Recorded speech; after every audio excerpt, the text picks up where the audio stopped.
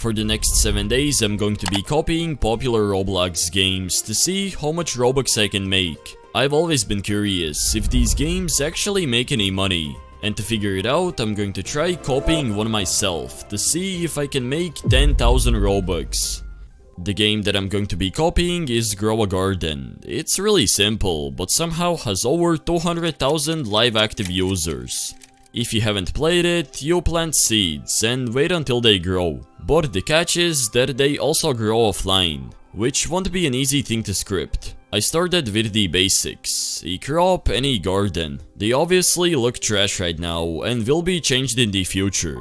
I wrote my first script, which is going to clone a seed in the player's backpack, and when activated, it should place it on the ground. Okay, so I was trying to make a placement system, but I accidentally made this. I don't know what even is it, but it just keeps cloning the part and making this infinite trail. I definitely need to find a fix, because this is laggy and unplayable. I moved the placement system on the client and only delivered the data on the server, which was a huge mistake. You'll see why later.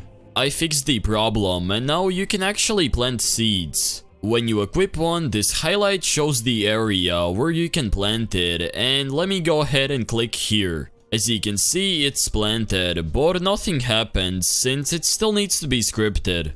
I continued on to script the growing system that will grow each part, one by one. And for it to work, I need to specifically name each part, representing its growth order and XYZ axis.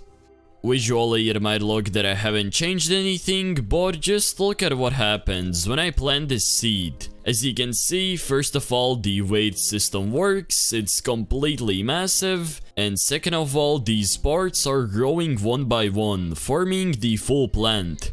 But yeah, now there is a problem. If the plant is way too big, it just won't fit on the garden.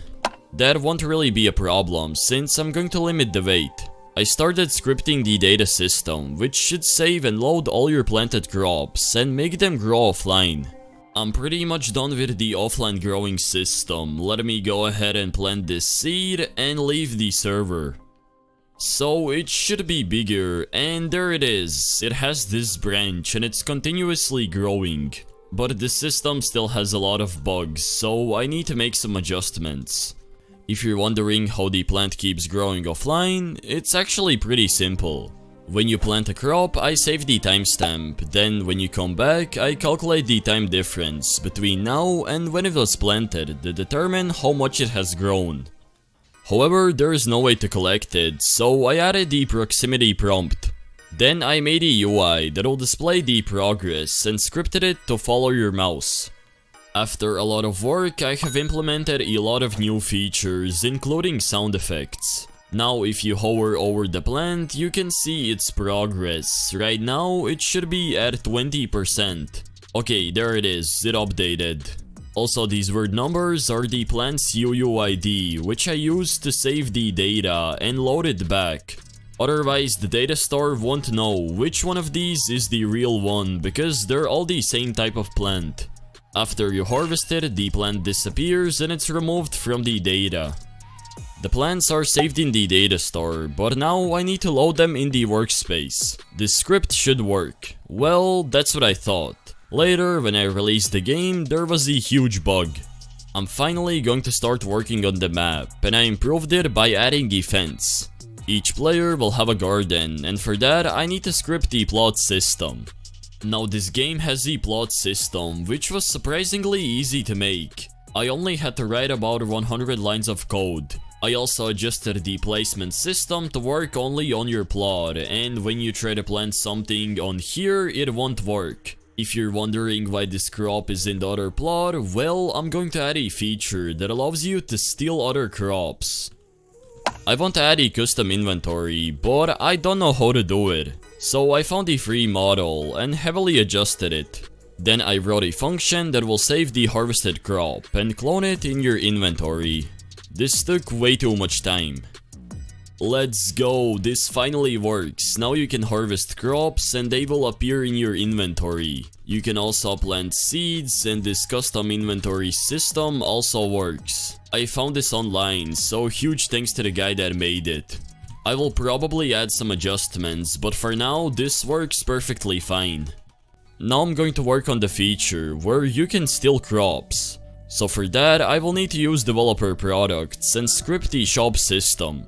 Now I got the plant stealing set up, and let me show you how it works. I will plant the seed right here, and the other player can come visit this garden and just steal the crop. Of course, it'll cost Robux, but as you can see, the crop is in my inventory and it's gone from this player's garden. Just like grow a garden, I want to make multiple variations of each crop, and scripting it was relatively easy. I made one function that I can easily use, but getting it to work on the inventory was a different story. Similar to fish, now my game has a ton of variants for each crop. Let me plant a seed, and I also got a transparent stick. This is one of the variants, and looks like I got the glowy one, which is the rarest one yet. Yo, this looks sick. Hopefully these shiny crops will make the players grind for them. I started building a merchant where you'll be able to buy seeds. I added Philip the farmer that will sell you the goodies. I need an NPC system, so I just took one from my website and with a couple of clicks added it in my game. But I want to make it even better, so I remade the UI and added many improvements. I heavily upgraded the NPC system. Let me go ahead and talk to Philip the farmer. I can choose to close the UI, ask a little bit about this guy, or just open the shop, which I will do right now. The shop isn't scripted, but this system works really well. You can get the upgraded version right now. It's on my website along with high quality assets and pre-made game templates that can help you level up your Roblox games. If you had bought the old version of this NPC system, you'll get the new one for completely free. To check out more assets and get some free templates, visit my website, linked in the video's description. Now it's time to script the shop, which is going to be server-sided, meaning there's going to be limited stock on each seed. After a long time, I'm finally done with the global shop, except there's one issue. For some reason, the UI doesn't scale properly. I don't know what's wrong. If you don't have enough coins, it won't allow you to buy this crop, but you can always purchase for Robux. As you can see, I got another stick seed that I can plant. I made another stand, and here you'll be able to sell your crops to Sam the seller. I scripted a function that will determine the crop's price and implemented it in other scripts. The selling system works. As you can see, I got myself a golden crop, and let me talk to Sam the seller. He can tell how much this crop is worth, and I can also sell it. And as you can see, I got 60 golden ingots. But there's one problem. I don't know how to make it work that it sells your whole inventory. It was actually a couple lines of code, so I continued on by scripting 3 buttons: sell, shop, enter garden. Instead of walking, you can just teleport, which is the genius method used by Grow a Garden. I finally made some assets and created a simple desert map. It turned out pretty good. I made sure to also add invisible borders, so players can't just fall out of the map. It's time for my favorite part, adding monetization. I scripted a special offer that'll be gone in 5 minutes, sort of forcing the player to buy it. This is my main strategy to make 10,000 Robux from this game. I'm getting closer to being done, but there are still features that need to be added, like a proper tutorial. Without one, players will be confused and just leave. I'm pretty much entirely done with this game. All the systems should work, and here is the tutorial. As you can see, you need to plant the seed, then wait until it grows. Looks like I got a transparent stick. Now when I harvest it, you move on to step 2, which is selling it. And after that, the tutorial is completed. I'm going to play a holding animation when you pull out a big crop.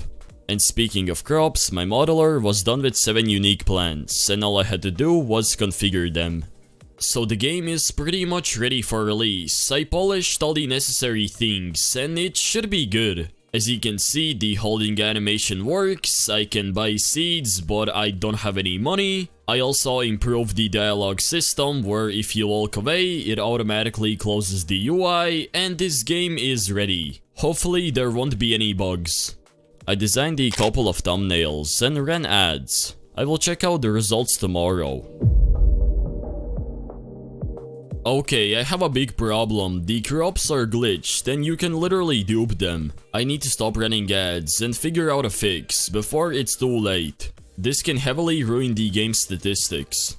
This is why making the placement system on the client was the big problem. If a player had lag, he could simply place infinite crops. I quickly fixed that and made some improvements that helped the game grow.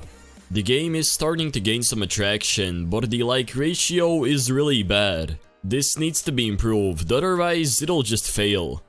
To get even more players and have more chances of earning 10,000 Robux, I launched more ads, but there was a slight problem. Oh my god, I'm so dumb, I bought it for the wrong experience. I don't even know what is Revenge of the Slimes, it's not even my game. I'm so stupid, I just wasted 5,000 Robux. And with that, my career was over, and the game only earned 443 Robux, which is nothing compared to what I spent on ads. In conclusion, you probably won't make much money from fully copying other games, so it's way better to go with your own unique ideas that make your game stand out. It's hard to think of them, but those ideas do pay off. Anyways, don't forget to smash that subscribe button. Hopefully you guys enjoyed. Have a great rest of your day and peace.